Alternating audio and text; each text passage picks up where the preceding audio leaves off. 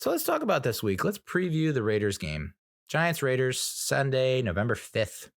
Start time is 4:25 Eastern. This is going to be played at Allegiant Stadium in Las Vegas, Nevada. The Raiders are favored by 4, which feels like a mistake.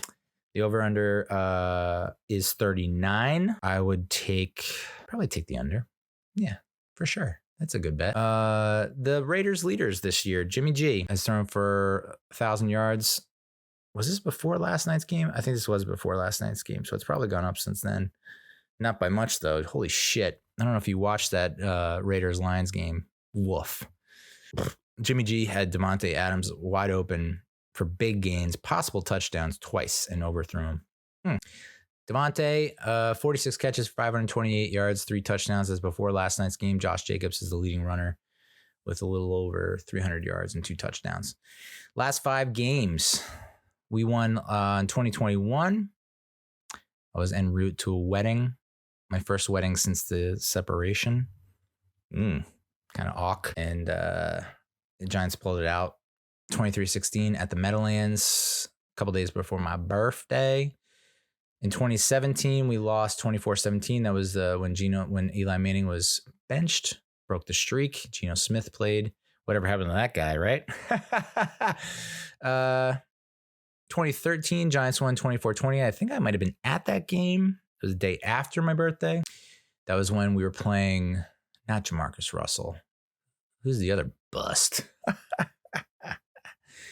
Oh, boy. Played at Ohio State. Was he part of the tattoo scandal? That sucks. Ty. Nope. You know what I'm talking about. Again, that was the 2013 season where our defense just came alive in the second half, and we finished strong, 7-9. But we were also playing against some really poor offenses, the Raiders and Packers, which ring a bell. 10 years later, here we are. Do we have the same strong finish in us this season as we did in 2013? And will it be enough to make the postseason? Stay tuned. Or don't. I don't care. 2009, we blew the doors off the Raiders 44-7. That's when we got off to a hot start, 5-0, 5-1. And it looked like we were like, we're in the money. And then just shit the bed down the second half of the season. Ooh. JetBlue, permanently grounded.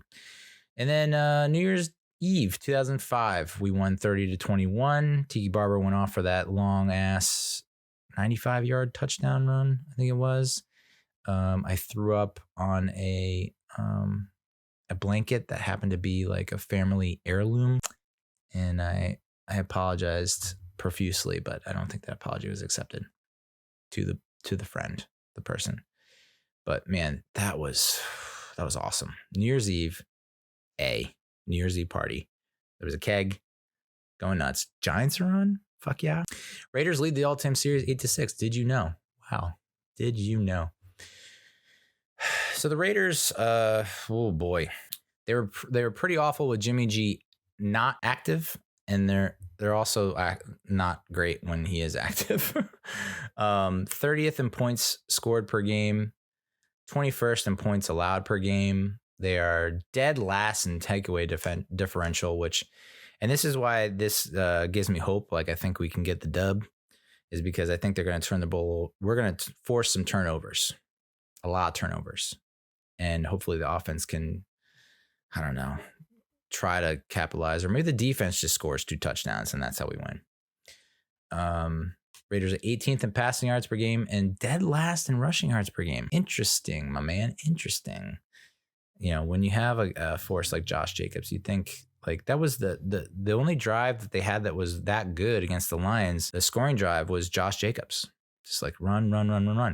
But hey, who am I? Tell Josh McDaniels what to do, right? So dead last in rushing yards per game. They're 7th in defensive passing yards allowed per game, but 25th in defensive rushing yards allowed per game. So feels like, you know the drill. Run. I'd imagine they're going to do a lot of RPO so that it can give the option of either Daniel handing it to Saquon and taking it himself.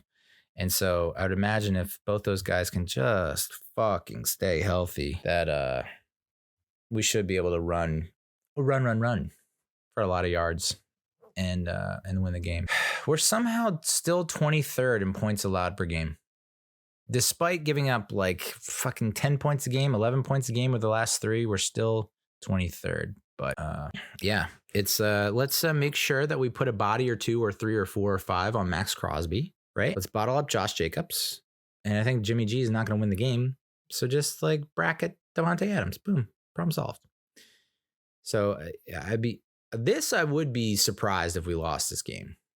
I would be. This feels like a win. Feels like, all right, people are counting us out. You know, they're like, the season's lost. We just traded away one of our biggest chips, biggest assets. And what you gonna do?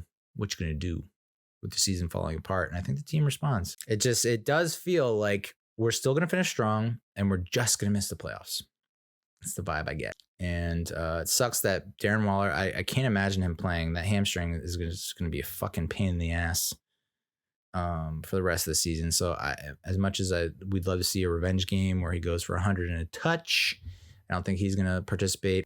I guess we'll get Andrew Thomas back. I don't know. Evan Neal might be back. I say that every week.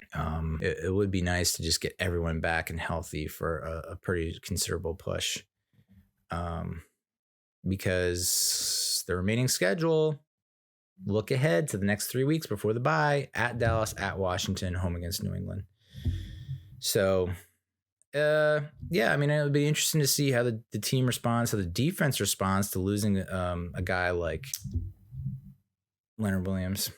You know, I think A'Shawn Robinson is more than capable of coming in and playing a bigger part, as Nacho could as well. I mean, that's the reason why you signed them, right? Was for depth. And then with the emergence of Jordan Riley and DJ Davidson, I feel like we're okay in the interior D line. So I don't think that's as big a loss as most would think. You know, maybe you give up one more field goal per game.